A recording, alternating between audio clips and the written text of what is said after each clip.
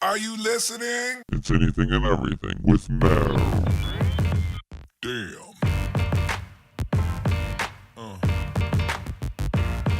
Yeah.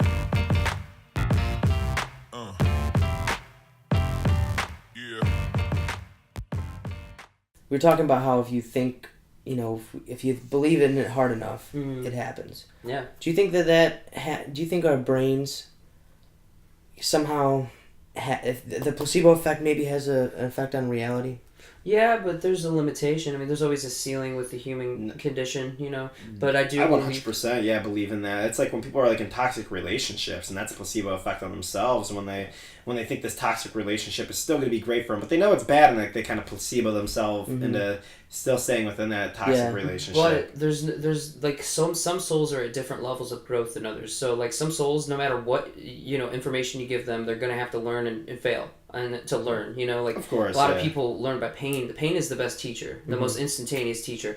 But like, placebo effects as far as like, it's like, oh, well, do I feel like I'm under the influence of something? I don't know. That's like when Jim Carrey talks about how, and famous people, talk about how they really focused on their dream and kind of pictured their dream. Their reality, yeah. And, they didn't just sit on the couch, of course. Right. But they chipped away. Yeah, I mean, is that kind of like, in a way, that's what you guys have been doing, your focus determines your reality, no doubt. I mean, there's some things, though, like I said, there's ceilings. Like we would have loved to be more successful at this point, but there's ceilings in the rock and roll world right now that have nothing to do with us. It's like the genre as a whole is not successful right now. So that's a ceiling we have to deal with. That's a limitation that we can't help. Yeah, it's a much different thing. Like, because Justin and I are big basketball fanatics. So like a lot of times I'll put it in like a basketball sense. It's crazy because like rock and roll or music in general, even acting to an extent, like a lot of like I guess entertainment, in general, has been revolutionized due to the internet. Well, yeah, due to the internet, due to the internet kind of killed a lot of those arts and killed the sales in them. So therefore, not as many people can be the artists, or it's not really about, or technology in general is taken away from being an artist. It's not really about being an artist. It's more about being a face and a bunch of these other things. So for you look at these great bands, like you'd be shocked at how many of the bands I've seen like on tour that I think are better than the bands that I listen to a lot of bands that I end up touring with, and these bands are better than a lot of the bands that you hear on the radio. It's crazy to me, or like artists that you hear on the radio in general. So it's crazy that there isn't like with basketball or like sports, it's very clear cut. If you have talent, you're gonna be you're gonna make it onto your varsity team. Yeah, but and then you're gonna get picked into a college, and then you're gonna get picked into a draft pool, and it's just clear cut on your talent. And definitely does it take a lot of work.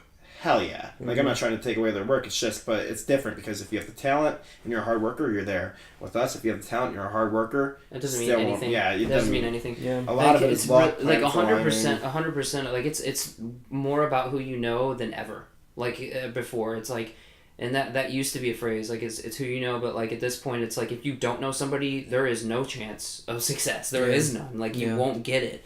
And that's unless you're playing to the current trend, unless you're a rap artist right now or a country artist or a pop punk artist, you're not gonna have that ease of use and ease of access to that world.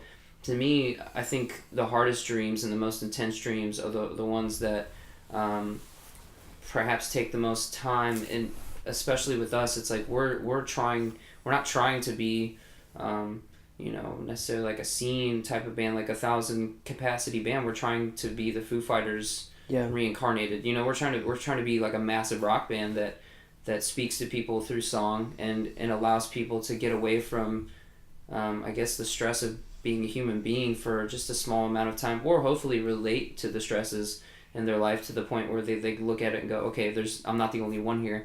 That seemed to be where music was special to me growing up, and I think if we can do that, if we can bring people to that place in their life where they not only engage in the music but also allow the music to influence their decision making in a positive way, that's where the magic's at to me. It's this band is not just a musical experience for us, it's a platform to help others, and that's always what it's gonna be. So I think that's the biggest thing about back us. to like the whole who type thing. It's every time we go out on tour, management, label, booking agent, make friends with this guy. You know, it's kind of like real grimy. It's like fake friends. Everybody there is fake friends, and like, you know, I really hate it. Everyone uses everyone. Yeah, and it's like you use like you're friends with them to use them in a sense, and like to me, like we're really fortunate, you know, because like we do have these friends in this band called Ice at the Kill. It's bigger than us, you know. So when like we ask them like favors, like, you know, they want to hang out, like we're like best band friends. So it's like, you know, if they're on tour, they're staying at my house. We're all hanging out. Cool. It's like a good time. We spent, you know, a lot of time with them on the road. So, you know, they brought us back out to Mexico. They want to bring us out again this year. And it's just like, that to me doesn't feel grimy. That's really just like friends enjoying each other's music. You do make that once in a while in the industry. It's like you'll find those people that are genuine, you know? Yeah, and so like those are the contacts I like making more than like the, hey, how you doing? Here's some BS small talk. Now let me pitch to you what I hope I can get. Yeah. And I hate that factor so much. Like, and it's weird because sometimes that people think that's what they're trying to do, or what you're trying to achieve, and maybe sometimes you're just trying to achieve a friendship with that person because you do actually like them, but they may be so much bigger than you that, you know, they're scared of that, because at the same time, like, you know, everybody in the world's asking them of a favor at the moment. It's everyone in the world. It's ridiculous. And then they have you hit it from all angles, like, well, our manager's going to hit him up. And I feel bad for some of these people. It's like, our manager's going to hit him up. They get bombarded. Our label's going to hit them up. Everybody, hit them up right now. Yeah. And it's like, oh, so yeah, it's weird. It's like a gang jump up and like everybody circles like, are you going to put us on this tour? Yeah. Hey man, are you going to post about our album on your Instagram? Yeah, like, it's really weird to me. And I don't like it because like, but I hate it because that's how it is at the same time. Yeah, like, you know. Yeah. It's one of those businesses, man, that like it kind of unfortunately takes you away from the things that you want to do as a purist. It's like, you know, you don't want to think like that, you know, especially us. It's like we strictly and only really care about the music. The business is so beyond what we care about, but we have to care about it to a degree because there's a level of it that it's like, okay, well, if we don't care about it to some degree, then our art will never be heard. These songs that we believe in will never get to the masses. So, you know, at some points you have to bend, but not musically, you know, business-wise, it's like that's what you have to start being more of an entrepreneur, and you have to start having that entrepreneurial mind. And if you have that mindset, luckily Comron's kind of been that for us, and he's really good at it. I'm not really the drive behind behind marketing, networking. And it's like I've always been like the musical dude, and so that's, you know, I sometimes I'm good for an idea occasionally marketing wise, but like, you know, it's primarily him, and that's been our successful I don't know, like partnership in a way, is like in a business sense.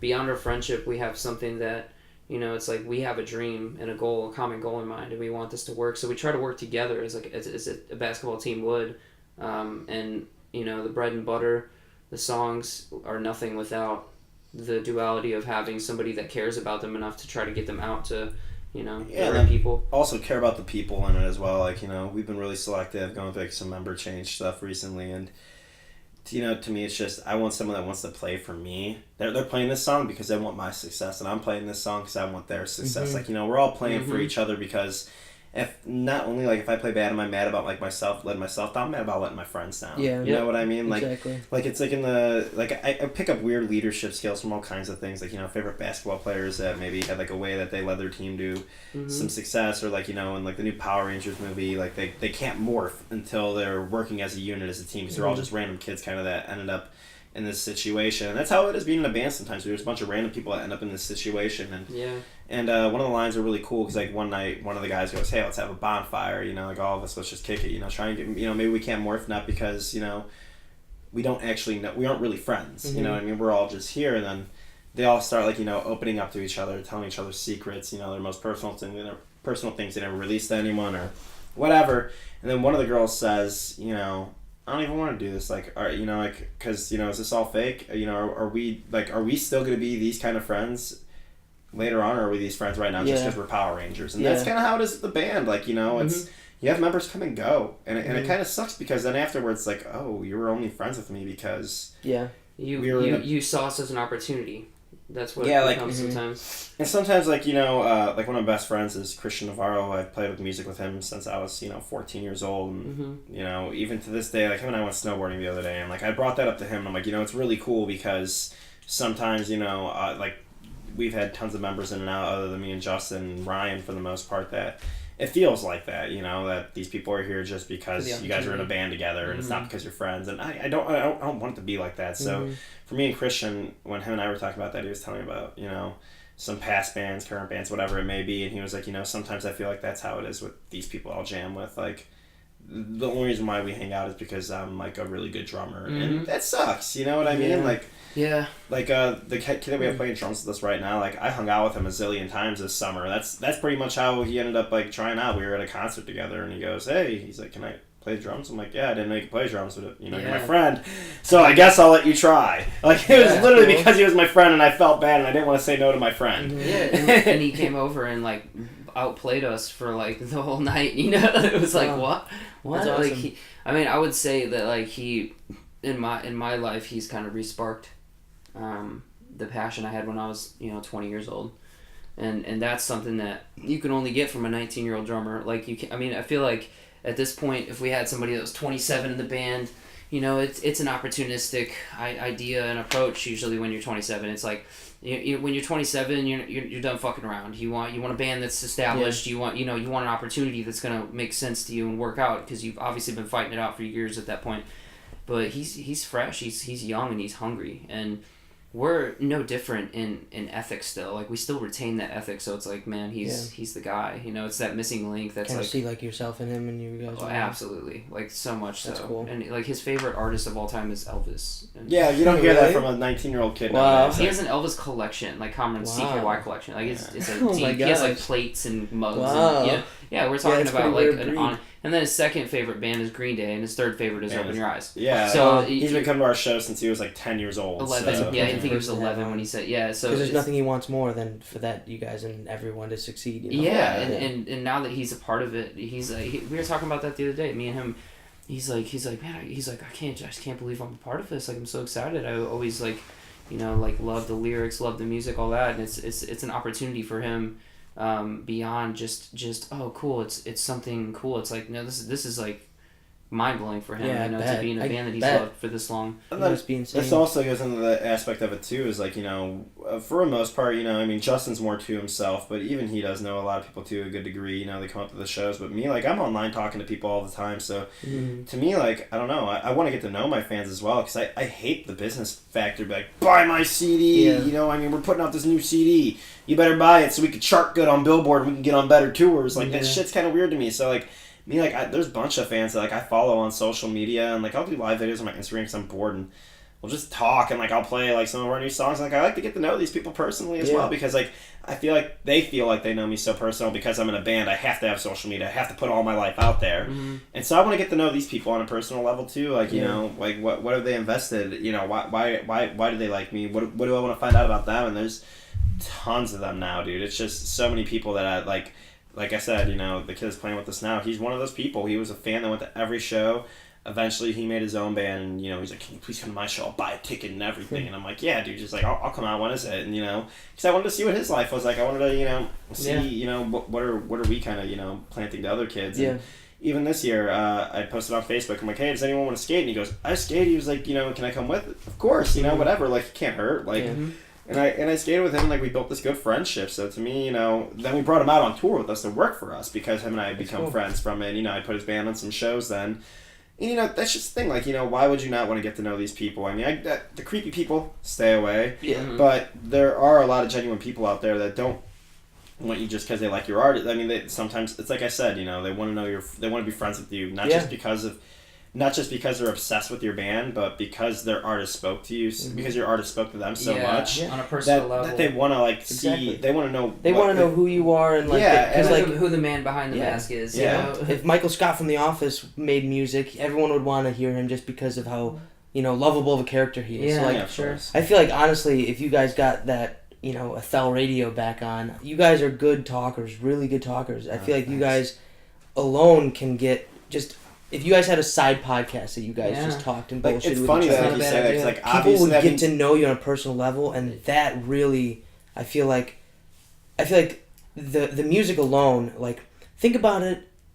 What you write. Okay, you guys can be a little conceited here for a second, because that the lyrics that you write and the way that you guys sound is 100% not only professional sounding, but on another level. It's something like your lyrics are reaching out to people, just like how I want my podcast. Like, you're informing people You want and people to giving learn them something those from it. yes, You you're don't giving wanna- them those things they seek desperately that they don't even know they maybe Sure, seek. yeah, of Like course. advice and I mean, sometimes when I listen to a record, I cry. yeah. Out of just like thankfulness that I can't believe this is my band and these are songs that the Honestly, lyrics came out of me. But then other times I listen to it, and I'm like, this is pathetic. You know what I mean? So like, this is the worst piece of shit I've ever heard. What am I doing? Yeah. It feels like music my- like this.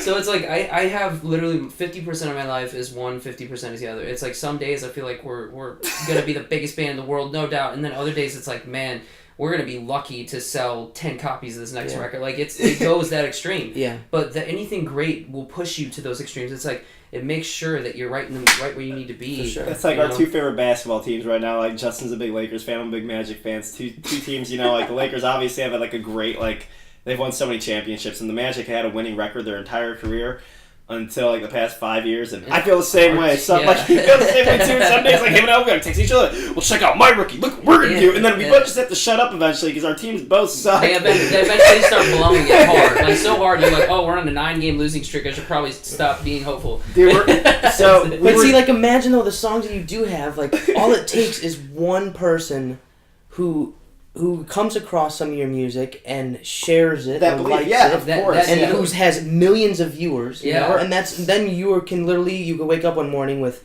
100,000 new followers. And that's the encouraging side. You know? The discouraging side is that needle in the haystack has not been found yet. yeah. So like, or it's been teased. Like there Yeah, has been yeah, people with like- a lot of power that like us, Yeah. and but it's like, oh, you guys are almost there, but like we're not quite fully ready to take you on. Yeah. It's like, oh man, we've had big labels hit us back. Like, oh man, you guys are really really good. Like we really like it. Like major a major labels. record deal But- was almost there this but- year.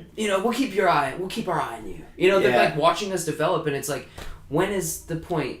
But That, is like, it probably yeah, true. I mean, but it's probably because to them in a marketing sense, as of right now, what is the songs that are selling? yeah, Yeah, it's not about about repetitive That is a response. Gucci Gang Yeah, stuff. You yeah. know? That is a response we get more than any. Is it happens quite often, which is surprising too. Like, and we never usually. I've only gotten from one person where they're like, I really just don't like this, and it was really heartbreaking to me because it was an A&R that I really looked up to. The guy that signs bands to a label is the A&R of a label, so this A&R I really looked up to, and he just shot it down every single time. Like, hated everything about it. But most of the time we get a response like, you guys are really good, really different, but we just don't know what to do with Yeah, you. Like, I love like it. we don't know how to market this Like, right There's not now. probably a studio that takes like and there's no middle ground with our sound. It's like the bands that sound like us are either, like the bands that we could tour with are like the Black Keys or Cage the Elephant. We're talking like thousands of cat Rise because Against. those are the only 10,000 categories you cat fit bands, into. 5,000 cat. Yeah, A Day to Remember maybe kind of, but like there's just like it's either like Escape the Fate, club bands or that. And it's like, well, where's the it's either amphitheaters or It's or weird. small Like, clubs. when you and- look at bands that draw, it's like there's the bands that do like the 0 to like, or I guess like there's the bands that start doing from 50 to like 200 people. yeah. After that, they jump up to being a band that draws about 1,000 people. Yeah. It makes no sense. And then There's after that, it's like 5,000. Yeah, max. And There's a couple bands that'll do like 2,500, but like Yeah. it's usually there are divisions of And then power after bands that, get. After that, there's no like all right, maybe there's this band that might draw 10. That's rare. That's very rare. That's probably the rarest Like one. A Avenged band that'll draw like Sevenfold 10, style, yeah. grand. Well, Avenged draws more than 10 grand now, but yeah, I mean, In certain places. yeah, for the most part, they do like the United Center type shit. Yeah. So but that's the thing. It's like there might be a band like Rise Against where there'll be like some markets they'll draw 10,000 people, and that's one of those few bands where it's like they really sit in like this 10,000 mark, and then it just goes to 30,000. So the most that you see of, I feel like, of any band is the 1,000 cap rooms, or not even, maybe even like the 200 cap, and then the 500, yeah. and then you get the 30,000 cappers. The room in between Is is very limited. so limited, and like Yeah. you get the thousands, the people that draw the thousands on a headliner, they're either on their way up skyrocketing or on their way down crashing. So And like that House of Blues level, it's being weeded out. It's like the middle class of music, and it's not really. It's hard to not only get there, but it's also hard to maintain. Mhm. It's hard to go above it, and it's very easy to go below it. It's like very few bands, like when I saw like the Fray at the House of Blues, like it was packed, and they'll always sell that kind of thing out, and that'll always be easy for them. But then other bands, like I see at the House of Blues, it's like, well, I mean, especially like metal bands like Black Dahlia Murder. You know, there's like 500 people. You know, and it's a 1,200 cap venue roughly. So you're looking at like, okay, well, it's like there's that band that, you know, it's like, oh, we can play there because it's the House of Blues, but we won't sell it out. Like it's hard to maintain that. And then to get beyond that is even harder. You know, to get to that 5,000 is like, whoa, you really gotta want it, man. Like, for sure, it's incredibly crazy. It's like I said, you're either like, if you're playing House of Blues, you're either skyrocketing if you're the headliner, or you're on your way down to crash. Yep. So it's one of those two. There's no really in betweens. It's very few bands that ever like Clutch. They have those like band that has this diehard following, and they'll sell out House of Blues for the rest of their career, no problem. Yeah. And that's a very rare band. Like, I can't think of many that go like on a House of Blues circuit that forever will be. But those are also bands like they're still doing it. There's bands that aren't selling out. I mean, some of them, the ones that do sell out, still like, well, Black Dahlia Murder. I haven't really. I don't pay attention to their lyrics and stuff much, but I really, really, really think that all of this stuff, like the fact that podcasts are even becoming a popular thing, the fact that people are seeking out knowledge and conversations over other music and stuff too, or over not just over everyday radio and commercials. It really, really makes me think that people eventually it's shifting. It's slowly shifting, especially with all this flooded information we're all getting. I mean, information age, man. Yeah, and I truly think like the music industry, we've seen, how many times have you seen it change, go back and forth, you know? Tons. It's almost a matter of time until you guys are on the forefront, you know? Yeah, the damn it really will. Rock and roll is going to come through again, because, you know, and I'm not saying this, I'm like an old rock guy, like, no, rock and roll is going to come through again, because rock and roll, still to this day, is the only music that's lasted all the test of time always to be the most seller. And it's authentic, there's an authenticism to it that has... the emotion. It's like, okay, we're going to be unique in our own right, but also retain the values that our forefathers of rock and roll had, and you know, Elvis and Led Zeppelin, the Beatles and things, Pink Floyd and Black Sabbath, those bands laid the groundwork. And to me now it's like what we're trying to do is re-spark our generation's awareness of how cool that was. And it's hard to do. It's like, well, you know, you're talking about literally an seemingly impossible goal. It's like you're literally trying to, like,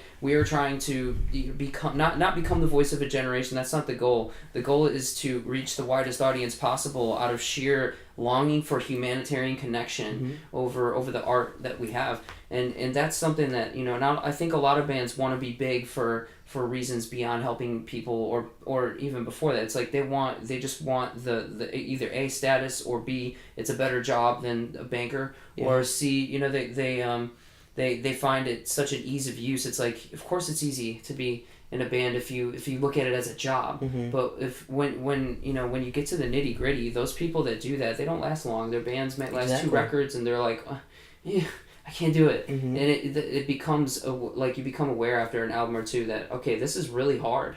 This is not easy. It's physically, psychologically, emotionally. This is tearing me apart. Being on tour is one of the biggest, mental things that are so hard. Every time, and it's like, wow, like it pushes you to your absolute limit. And if you don't love it, it separates the fakers from, you know, the pretenders from the reality, you know, the reality seekers. And those people that seek the truth and always want to be involved in music for pure reasons are the ones that get to that Foo Fighters level, you know, and that's the only way you can do it if you really love it. Like, the true love has to be there, and if it's not, it won't come out on top for very long. So if you personally hear of an artist, of an upcoming artist that you come across on Facebook, you hear them have a conversation like we're having tonight, and about their ideals and goals and what they actually want and achieve for their show and for their music, would that not make you fall in love with them? Of course. I watched Dave Grohl I watched like 2 hours of Dave Grohl footage earlier, just interviews of him from this year. I mean, he as a human being is fascinating to me, because my mom actually told me this the other day. She goes, I just love Dave Grohl because he just, every time I see him, he reminds me of you. And I love that she feels that way. You know, my mom actually feels, I felt for the first time in my life like, oh, my mom does understand me a little bit, you know, because she's a teacher. But to me, it's like, this human is doing things that nobody ever thought were possible. To have like a 30,000 capacity following all over the world for 25 years some plus are they going on now? They not, were in not 90... even that. Like, you get Nirvana, which was really big already, and he's not only is he in one match, like he defied the odds twice. Yeah, and beyond that, it's like things like this, like our guitar player Ryan's having a child, and so there are things that's like, oh man, like we came to a spot recently where we're like, what do we do? We're not big enough to support like child support and like like the whole like insurance thing for his daughter. But then it was like, well, maybe we can Foo Fighters this thing. And Pat Smear, the guitar player of Nirvana, also was in the Foo Fighters' first incarnation. Went away from the band for a few years, and that was okay because he was like, I need a break. I don't really want to do it right now. I'm not feeling it. Passion's not there. Okay, so they bring in other guys, and then eventually Pat comes back in on top of the guy that they got. So they're now a 3-guitar band. That's something that's like, oh well. If Ryan can, when we do start making money, there it is. He's inspired us to kind of. It's like that's never been done. Like nobody did that before the Foo Fighters. Nobody was like, "Oh yeah, old member, come on. You haven't been in the band in 10 years. Come back in and just let's be a 3-guitar band. Why not? Like why? We're a family. Fuck it. That's beautiful. That's the thing that I love about OIE is a family. Yeah, like we have this like really cool logo where like each person has like their own independent logo and it looks like a flag. It's a Led Zeppelin ripoff. We have a symbol. It symbolizes who we are as a person. Yeah, and then it goes flag wise. So like we took off our old drummer. And, it was like, when Ryan, when we talked to him, I said, I don't want your spot to be off there. Like, I still want you to be in the studio with us writing. Because, like, if we're home, you could still come in and record with us at any time. Like, we're recording at Crown Point like we are right now.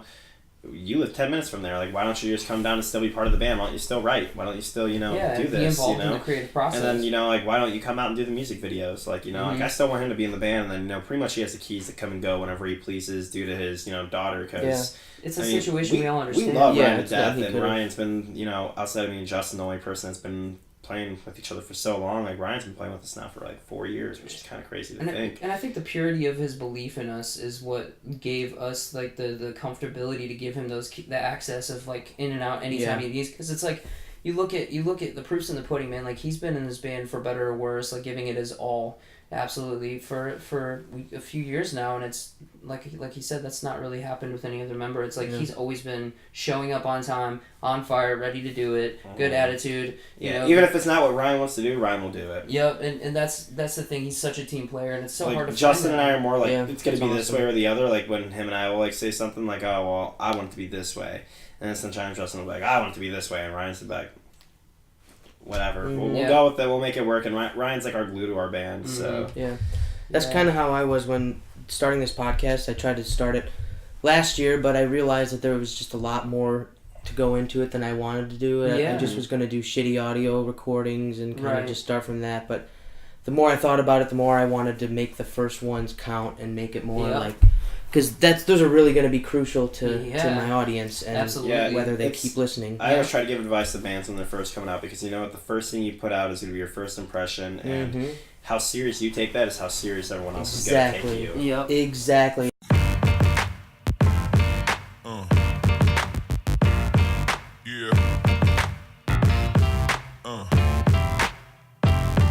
Yeah.